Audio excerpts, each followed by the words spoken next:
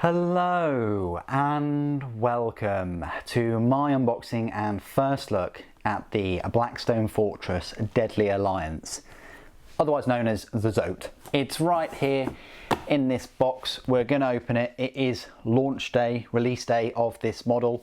Finally, we're back to some sense of normality in terms of receiving new releases on their actual release day. Hallelujah, praise the Omnissiah, the Emperor protects. Let's unbox this. I was on the fence about getting this model, of course, but I thought as I got the dreaded Amble, I would get this one. It's quite an interesting, odd model to kind of look at. I just want to support Xenos releases. You know, I want to support Games Workshop in their creativity. Just because something sells well, it's very easy for Games Workshop to sit on their laurels and go, oh, here's another powered armoured human. And because it's selling well, oh, we'll just keep making more, keep making more. I like to reward risk taking, and releasing a model so out there is a risk. It's a financial risk, of course. But I hope that it paves the way for new Xenos releases and more creativity from Games Workshop. So here it is. We've also got Psychic Awakening, War of the Spider. It's quite a thin one, this one, but we'll unbox that and we'll have a first look. Next, coming to the channel straight after this video, I thought I'd get this one out first. You can, of course, save 15% off of this pack by purchasing it from Element Games. Please do use my affiliate link below in the description, because that will tell Element Games that I've kind of told you, and that will really help the channel out. And I just want to say a huge thank you to all of you guys that already do that. It's a huge help, and you know who you are. You are all legends. So let's unwrap this.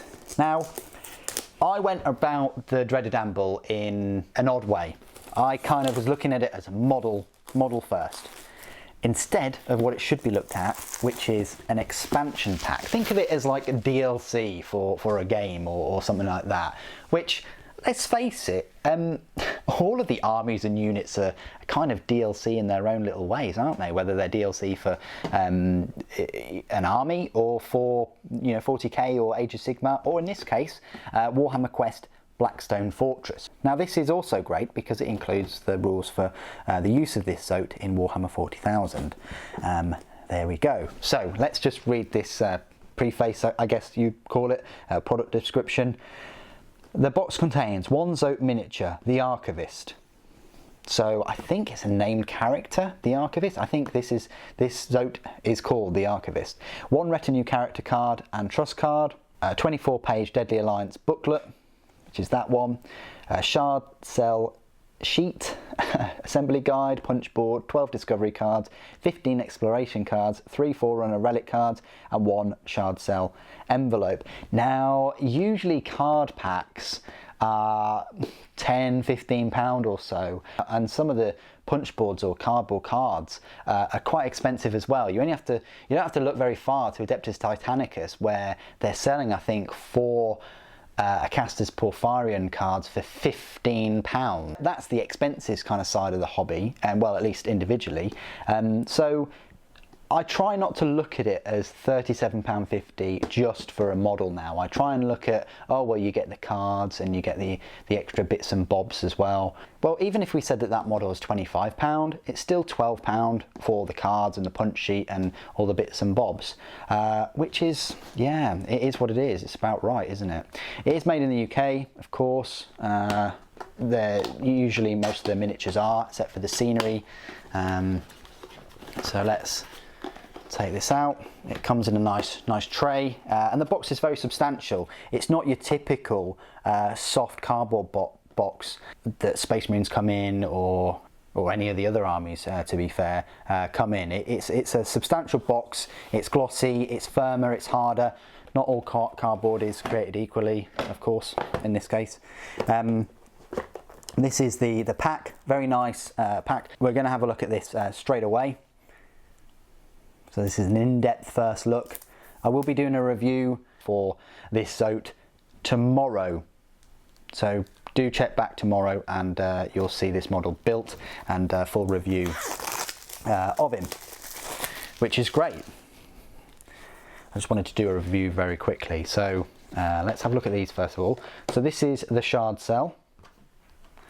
Little new area.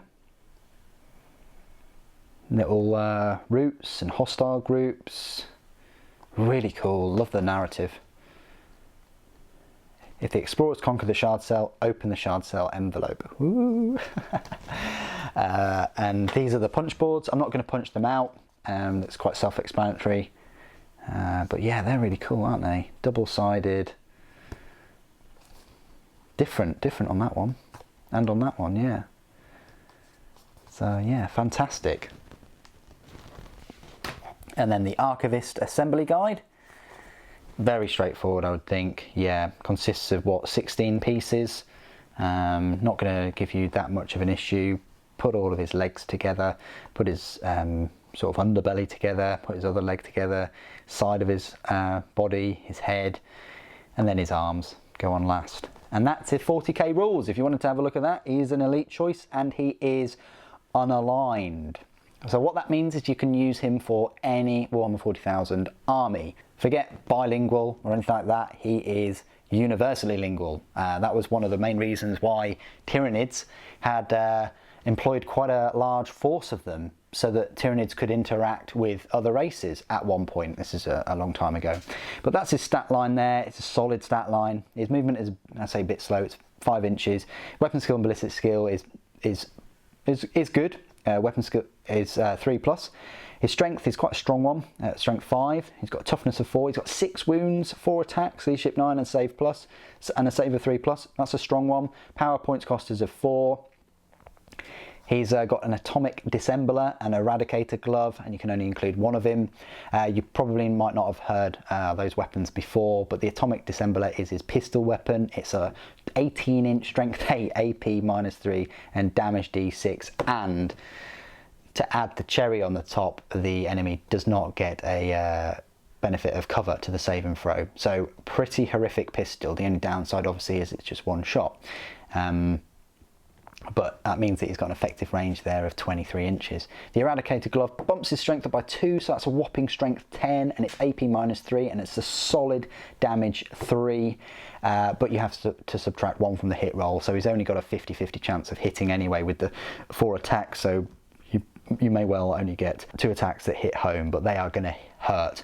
He's got this Disruptor Influence, where you subtract 1 from the leadership from the characteristic of enemy and friendly units whilst they're within 3 inches of him.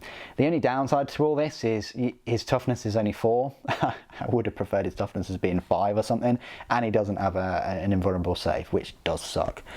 But still, he is a character, so he can hide amongst units and things. Nice colour guide there. This is a keeper, you know, for the assembly guide, for the rules, and for the painting guide, much like the Dreaded Amber was. Amazing. Let's have a little look at this 24-page booklet. So you've got the introduction there, you've got the components, so it marks them all out, and the cards. You've got alien presence, gives you a nice backstory of Zoats. So that's awesome. Then you've got the quest. And combat. After the quest. Quest to quell the seethe, the crawling deeps, dark vortex rules, rewards. The shifting morass, quest to quell the seethe, the shadowed halls, and a desperate hour. Techno-archaeologist, Daedalosus.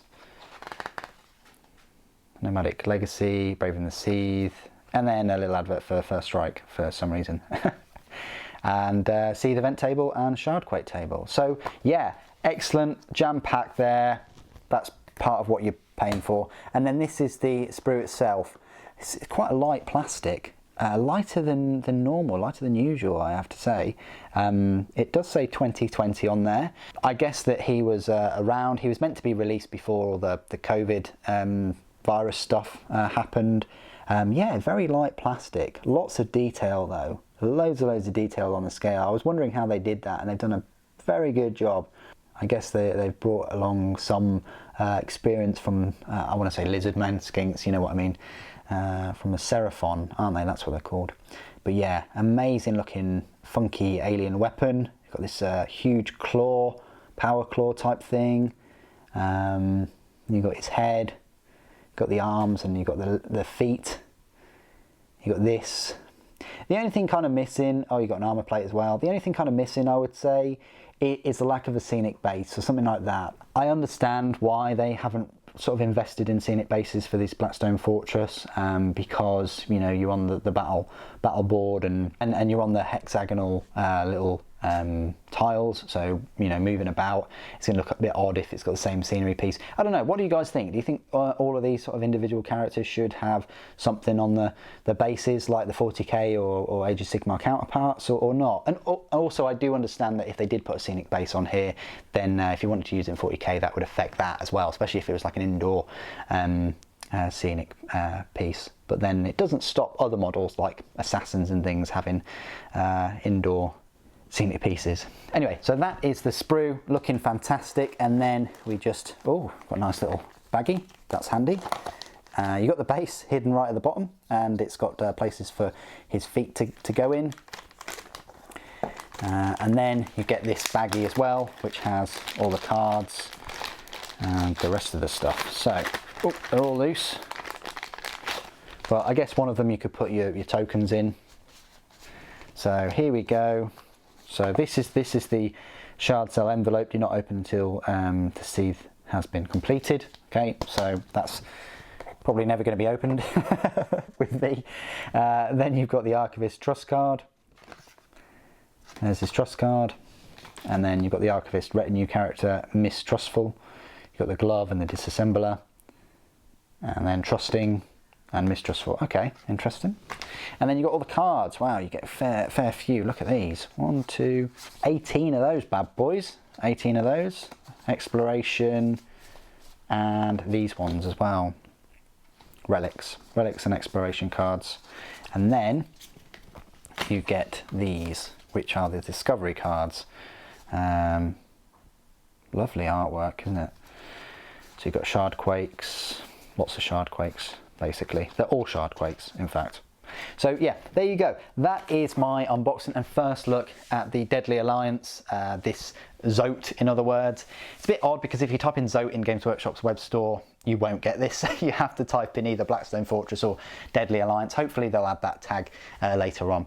What do you guys think of Xenos in general? Don't worry, I'm not going to call the Inquisitors on you, but it would just be great to hear your opinions of the Zoat, the dreaded Amble, and moving forward, any other Gribblies and Xenos races that you'd like to see in Blackstone Fortress and Warhammer 40,000. It'd be really interesting to hear your answers on that. Please do put all your comments and things down below as always. Thank you ever so much for joining me today. Thank you for watching. The Emperor Protects.